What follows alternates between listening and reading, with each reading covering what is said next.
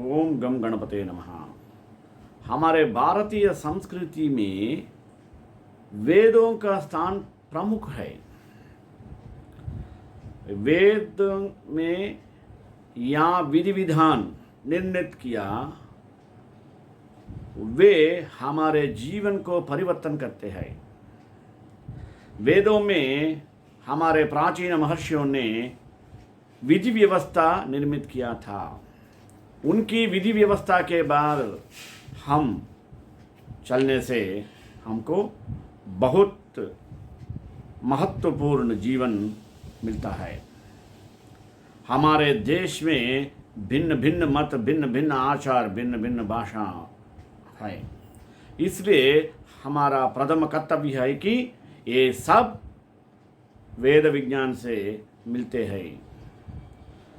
हम सब हमारे लोग में अन्य मत आचार व्यवहार को आदरण करना, मर्यादा करना प्रधान भूमिका होता है। इसलिए मैं आज वेदों में विधि व्यवस्था के बारे में कुछ बोलना चाहता हूँ। पहला प्रार्थना। कृष्णाय वासुदेवाय देवकी नंदनाय च नंदगोपकुमाराय गोविंदाय नमो नमः। विधि शब्दार्थ। विधि शब्द संस्कृत व्याकरण के अनुसार वि उपसर्ग पूर्वक धा धातु में प्रत्यय से निष्पन्न हुआ है, जिसका अनेक अर्थों में प्रयोग होता है। यथा कर्ण, अनुष्ठान, अभ्यास, कृत्य, कर्म, प्रणाली, रीति, पद्धति, साधन, ढंग, नियम, समादेश, न्याय, कानून, तारीका आदि। विधि का एक अर्थ ब्रह्मा भी होता है। वेदों में प्राप्त विश्व सृष्टि प्रक्रिया के अवलोकन से यह ज्ञात होता है कि ब्रह्मा सर्वप्रथम अपनी महिमा से जड़ चेतनात्मक संपूर्ण ब्रह्मांड को प्रकट करता है। तत्पश्चात उसके संचालन, संरक्षण एवं नियंत्रण हेतु कुछ नियम बनाता है, जिसे विधि का विधान कहते हैं। वि उपसर्ग पूर्वक धा धातु में ल्युट् प्रत्यय करने पर विधान शब्द निष्पन्न होता है, जिसका अर्थ क्रम से रखना, व्यवस्था करना, नियोजन, उपयोग, प्रयोग आदि होता है। उसी विधान के अनुसार संसार का समस्त कार्य सुचारुतया व्यवस्थित क्रम से चलता रहता है। वह विधि का निर्माता तथा विधान करता है, इसलिए विधाता कहलाता है।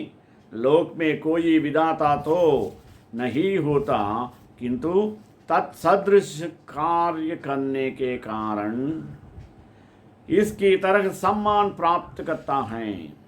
जो व्यक्ति विधि शब्द के उपर्युक्त अर्थों को अपनाता है, वह विधायक कहलाता है, तथा उपर्युक्त अर्थों का पालनार्थ जो समय समय पर निर्देश प्रदान करे कि वह इसी प्रकार की अवहेलना या उलझन होने पर उचितानुचित को स्पष्ट करे, वह समसा विधायिका कहलाती है।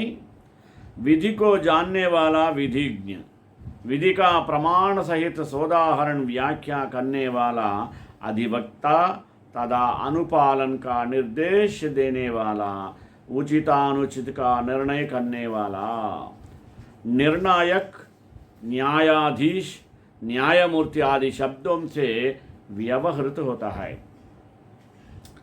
विधि का पर्याय पद क्या है ना? न्याय एवं आचार।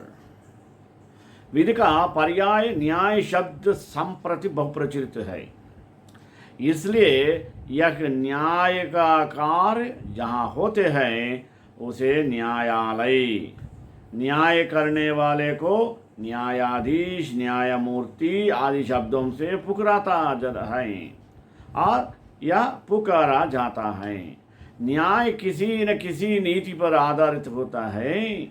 नीतियों का निर्धारण देश काल परिस्थिति एवं पात्र के अनुसार किया जाता है। नीति निर्धारण में कुल परंपरागत आचार का प्रमुख स्थान है। इस विषय में भगवान मनु का कथन है कि तस्मिन् देशे य आचारः पारम्पर्यक्रमागतः वर्णानां सान्तरालानां स सदाचार उच्यते। अर्थात जिस देश में जो आचार विचार परंपरा अनुसार ब्राह्मण आदि वर्णों के लिए पहले से प्रचलित है, मतलब नवनिर्मित नहीं है या कपोल कल्पित नहीं है, उस देश एवं वर्ण का वही कुल परंपरागत आचार सदाचार शब्द से व्यवहृत होता है। आचार को परम धर्म कहा गया है तथा आचारहीन को वेद भी पवित्र नहीं कर सकते, यह भी कहा गया है। इसलिए आचार को प्रथम धर्म भी कहा गया है। आचार से ही सब कुछ प्राप्त होता है। इसलिए क्या कहता है ना, आचारः परमो धर्मः आचारवान् सदा पूताः आचारहीनं न पुनन्ति वेदाः आचारा लभते ह्यायुः जनः किलाचारमुचं विगायति आचारः प्रथमो धर्मः इत्यादि अनेक शास्त्रोक्त वचन हमारे लिए पाथे स्वरूप है, जिनके अनुपालन से हम अपने मूल्यों की रक्षा कर सकते हैं। यह आचार शास्त्रीय एवं लौकिक भेद से दो प्रकार का कहा गया है। दोनों प्रकार के आचार का पालन ही धर्म कहते हैं। आचार को सभी धर्मों में श्रेष्ठ माना गया है। यथा सर्वधर्म वरिष्ठोऽयम् आचारः परमं तपः तदेव ज्ञानमुद्दिष्टं तेन सर्वं प्रसाद्यते। वस्तुतः इस संसार में जितने भी मनुष्य हो उन्हें 3 कोटियां में रख जा सकता है। सारग्राही, भारवाही एवं जिज्ञासु। इन तीनों में प्रथम अत्यल्प है तथा शेष दोनों कोटि के मनुष्य बहुत मिलते हैं। ऋषि एवं मुनि, मंत्र सूक्तादिकों के दृष्टा ऋषि तथा दर्शनादि शास्त्र प्रवक्ता मुनि कहलाता है। भारवाही भी 2 प्रकार को होते हैं। प्रथम स्वयं को पंडित मानने वाली वितंडवादी तथा द्वितीय ज्ञान बल दुर्विदग्ध धूर्त एवं दृष्टचरित। इसी प्रकार जिज्ञासु भी 2 प्रकार के होते हैं, मूर्ख एवं विनीत।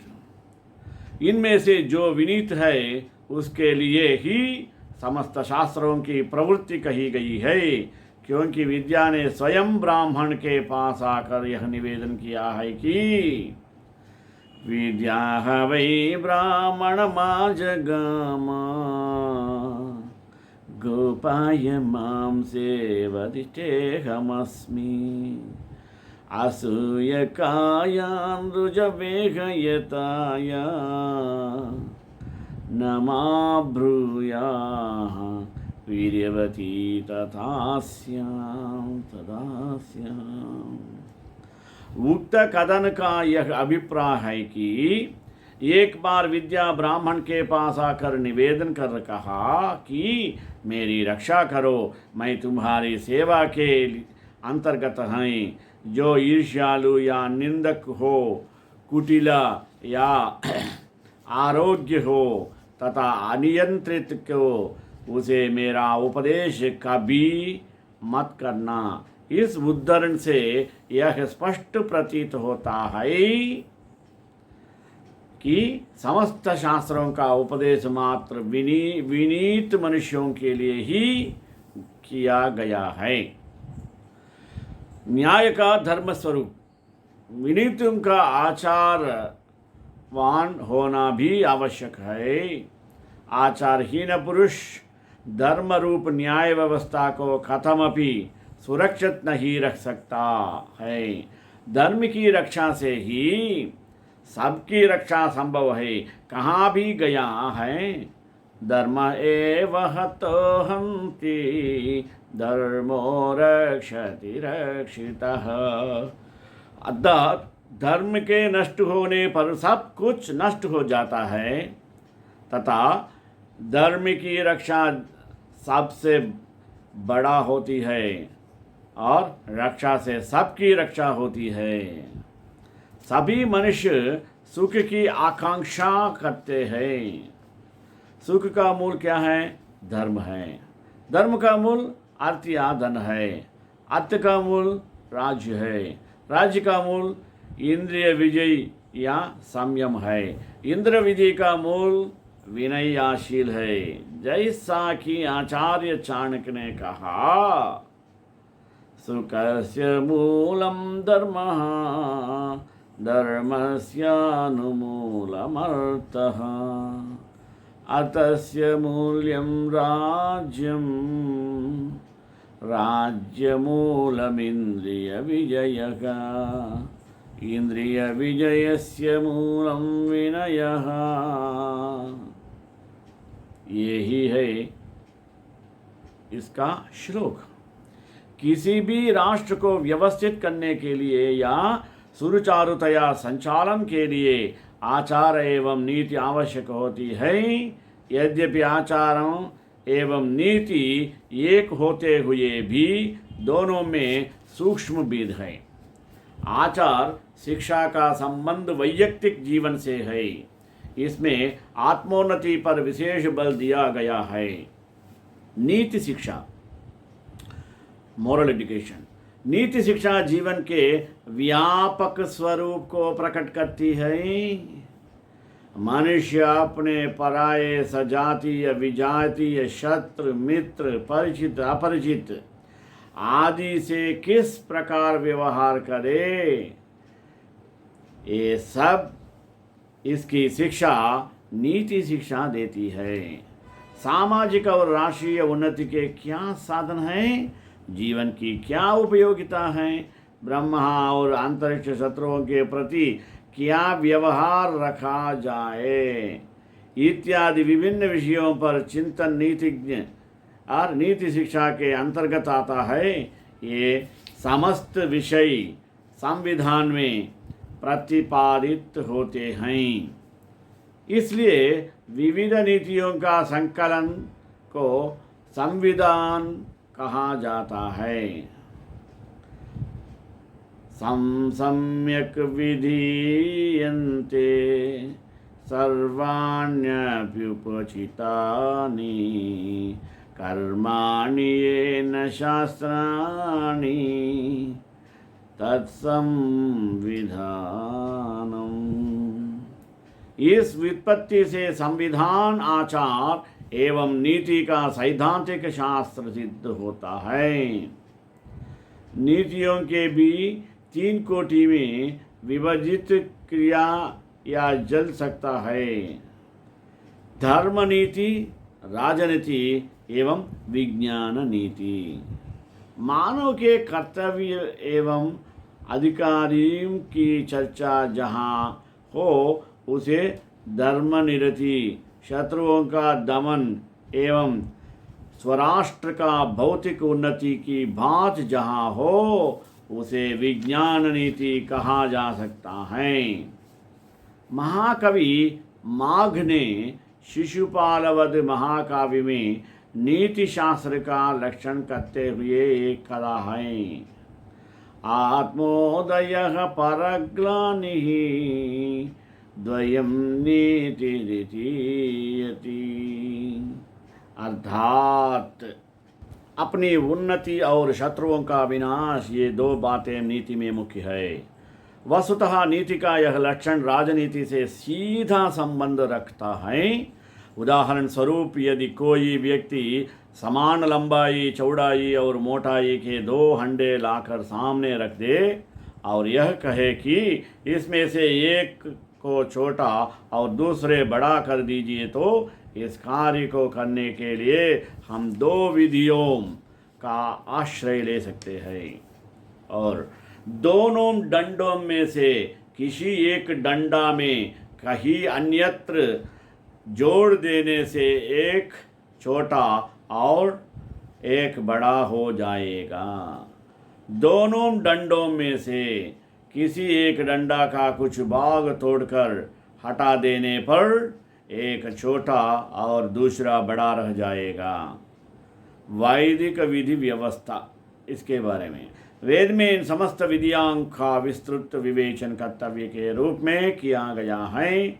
लघु निबंध में उन सबका समावेश संभव नहीं, अतः कुछ मंत्रों का उद्धृत किया जा रहा है।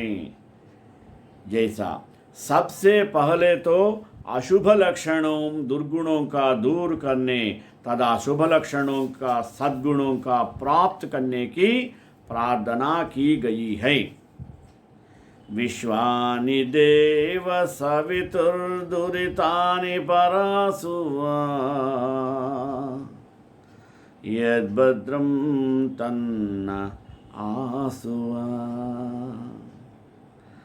तत्पश्चात पुरुषार्थ से सांस्कारिक सुखाम या सफलताओं को प्राप्त करने का निर्देश दिया गया है। कृतं मे दक्षिणे हस्ते जयो मे सव्य आगितः गोजिद्भूयासमाश्वजित् धनंजयो हिरण्यजित्। अर्थात मेरे दाहिने हाथ में पुरुषार्थ है तथा वायम हाथ में विजय है। मैं गाय, अश्व, धन एवं सुवर्णादि द्रव्यों को जीतने वाला हूँ, यह कामना ही गई है। इसके साथ साथ कुछ अन्य उपाय एवं संसाधनों की बात गई है। यथा सम्राडस्य सुराणां ककुन्मनुष्याणां देवानामदभागासि त्वमेक वृषो भव। परंतु मंत्र में मनुष्य संस्कार और मनुष्य संसार में सर्वश्रेष्ठ होकर जीवित रहे, इसके 3 उपाय बताए गए हैं। पहला, असुरों का दमन करना। दूसरा, मनुष्यों में अग्रहण्य होना।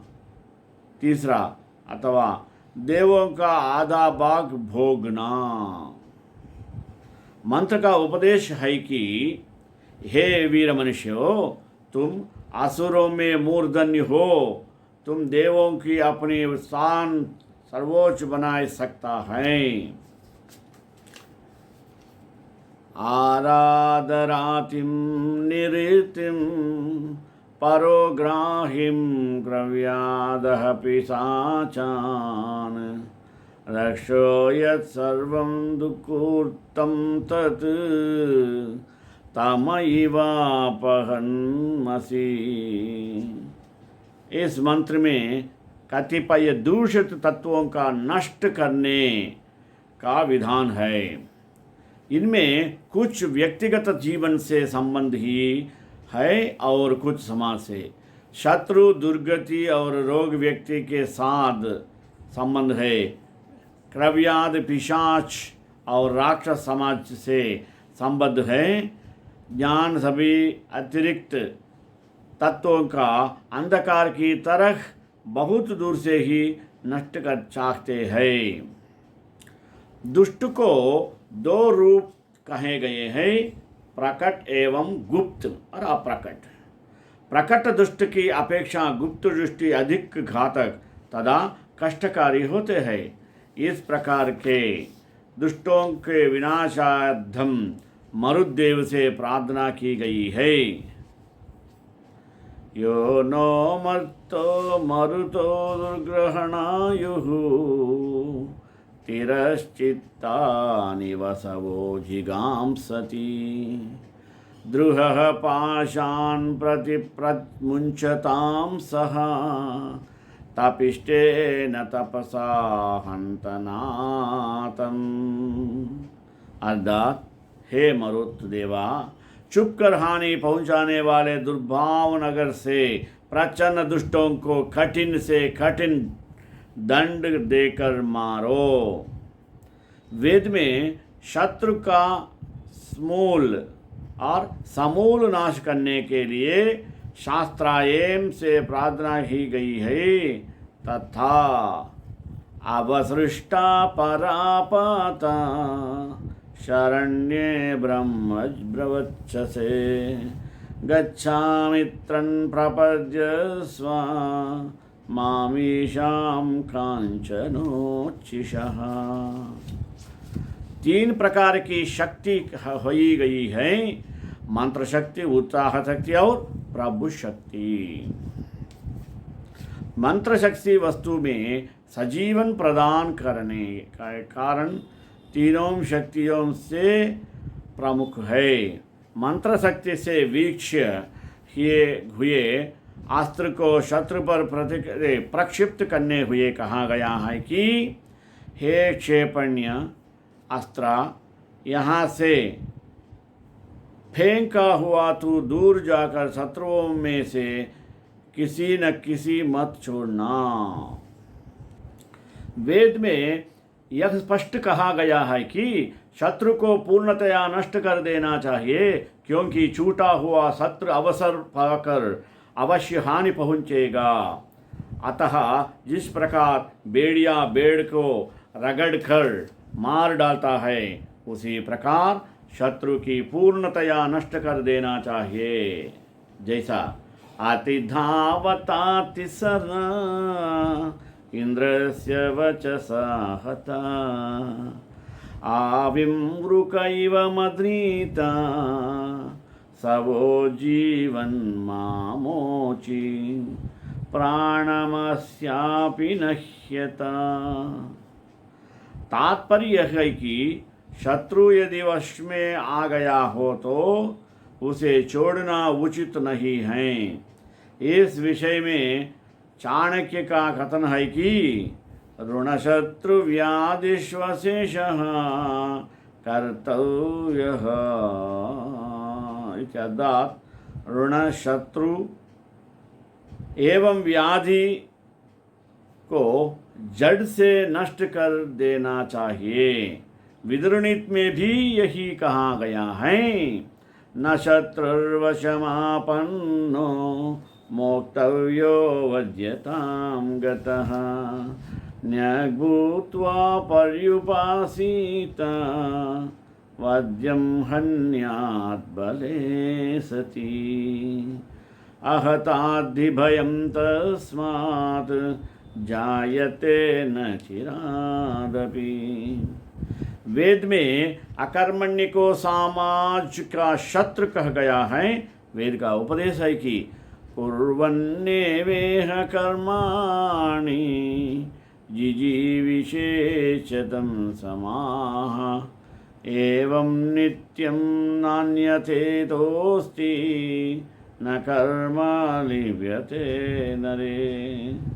किंतु जो अकर्मण्य है, चोर है, अज्ञानी है, कुकर्मी तथा मानवोचित आचार विचार से रहित है, वह अपने कर्मों के कारण समाज को क्षति पहुंचता है। ऐसे समाजघातकों का देश का शत्रु कहाँ गया नहीं है। उसके रहते परिवार, समाज और राष्ट्र का अभ्युत्थान नहीं हो सकता। इसलिए ऐसे शत्रुओं के विनाश की प्राथमिकता दी गई है, जैसा अकर्मादस्युरभिनो अमन्तुरन्यव्रतो अमानुषः त्वं तरस्यामित्रहन् वदर्धासस्य दम्भया। अर्थात काम न करने वाला अकर्मण चोर के तुल्य है। वह हमें कुछ नहीं मानता है, वह कुकर्मों में लगा रहता है और मनुष्य कहलाने के योग्य नहीं है। हे शत्रुओं के नाशक इंद्र, तुम उस दास को नष्ट करो। एक मंत्र में पाप के 5 कारणों का उल्लेख किया गया है। इनमें से कुछ कारण नियति के अंतर्गत है, जिन पर मानवीय प्रयासों का कोई असर नहीं हो पाता, किंतु जिन कारणों पर न्यायविद जानकर उसके रोकथाम का उपयोग बताते हैं, ऐसे तत्काल प्रभाव से रोकने का आधिकारिक आदेश जारी करे तो पाप एवं पापियों की अवृष्टि को रोका जा सलेका है। यथा न शुको न सस्वो दक्षो वरुणद्रुतिः साशुरामन्यर्भिदको वोचितः। यहाँ द्रुति शब्द नियति का वाचक है। सुरापान, क्रोध, जुआ और अज्ञान ये 5 पाप के कारण कह गए हैं। उपर्युक्त सब प्रकार के पापियों के विनियंत्रित करने के लिए परमात्मा ने दंड का विधान किया है। कठिन शत्रु को प्रतिकार कठिन दंड से करने का विधान विद में किया गया है। नैयायिकों को उसका आश्रय लेना चाहिए तथा शत्रुओं को किसी प्रकार स्वतंत्र नहीं छोड़ना चाहिए, अपितु दुर्जनों से यथा योग्य व्यवहार करने का निर्देश दिया गया है। अरसास इहाहयो ये अंतिये च दूरके घनेन हन्मिन् वृश्चिकम् अहिर्दंडेनागतम्। तात्पर्य है कि दुर्जन किसी भी रूप में हो, वे समाज के लिए हितकर नहीं हैं। दुर्जन समाज और राष्ट्र का उत्पीड़न में लगे रहते हैं। वे अन्याय और अत्याचार से परपोषण करते हैं। उन्हें सामाजिक या राष्ट्रीय हित की चिंतना नहीं होती। अतः लितविदों ने उन्हें यथा योग्य दंड देने का विधान किया है। इसी दृष्टि से उक्त मंत्र में कहा गया है कि यहाँ जो पास में या मेरी बीबी पर सांप है, वे सारहीन हो जाए। मैं बिच्छुओं को हथौड़ों से मारता हूँ और पास आए सांप को डंडे से मारता हूँ। एक मंत्र में समाज एवं राष्ट्र की सुरक्षा के लिए पापी को कठिन से कठिन दंड देने का विधान किया गया है। यथा इंद्रा सोमा समघशं समभ्यद्यं तत्पुर्यस्तु चरुरग्निवां इवा ब्रह्मद्विषे क्रव्याधे घोरचक्षुषे द्वेषो दत्तमानवायं किमीदिने। अर्थात हे इंद्र और सोमदेव, तुम दोनों पाप कर्म में लिप्त पापी की अच्छी तरह तिरस्कृत करे आग पर रखी हुई हांडी की तुरंत दुख देने वाला व्यक्ति तपाई जाए। नासिक, मांसाहारी, क्रूर, दृष्टि और सर्वभद्र एक व्यक्ति पर तुम दोनों निरंतर द्वेष का भाव रखो। यहाँ 5 प्रकार के पापियां का उल्लेखन है। अघसंश, दूसरे का बुरा सोचने वाला, ब्रह्मद्विष, नास्तिक एवं ज्ञान का द्वेषी, क्रव्याद, मांसाहारी, गोरचक्षुष, बुरी दृष्टि से देखने वाला, तथा किमीदिन, सर्वभूत या इस कथन से स्पष्ट होता है कि वैदिक काल में सुशासन होने के कारण किसी भी राजा के राज्य में स्तेन आदि पापी नहीं रहते थे, किंतु सर्वदा नहीं थे ऐसे भी नहीं कहा जा सकता है, क्योंकि शुक्ल यजुर्वेद के 16वें अध्याय में 7 प्रकार के चोरों की चर्चा की गई है। जैसा पहला स्तेन, घर में सेंध मारकर गुप्त से चोरी करने वाले। दूसरा स्थायु, रात दिन अज्ञान रूप से चोरी करने वाले। ऋग्वेद में वस्त्र चुराने वाले को तायु कहा गया है। 3 तस्कर, प्रकट रूप से चोरी करने वाले। 4 मुष्णंता, खेत में धान चुराने वाले। 5 निचेरव, चुराने के इच्छा से निरंतर विचार करने वाले। 6 परिचर, बाजार तथा फुलवरी आदि में चुराने की इच्छा से घूमने वाले।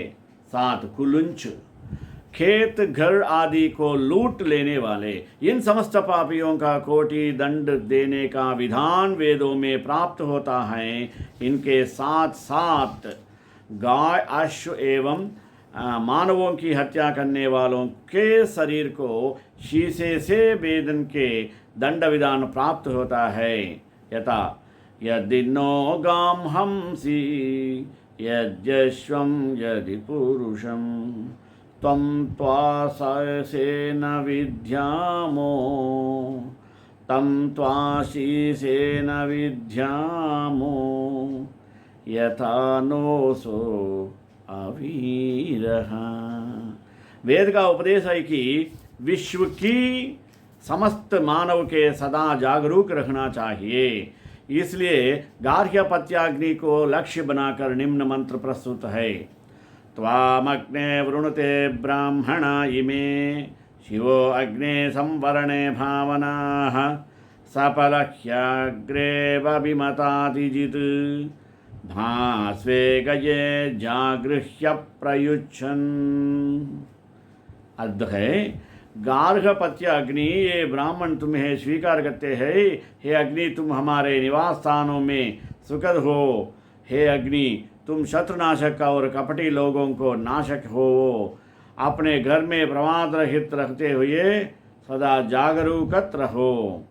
इस प्रकार वेदों में विविध व्यवस्था वर्णन किए गए।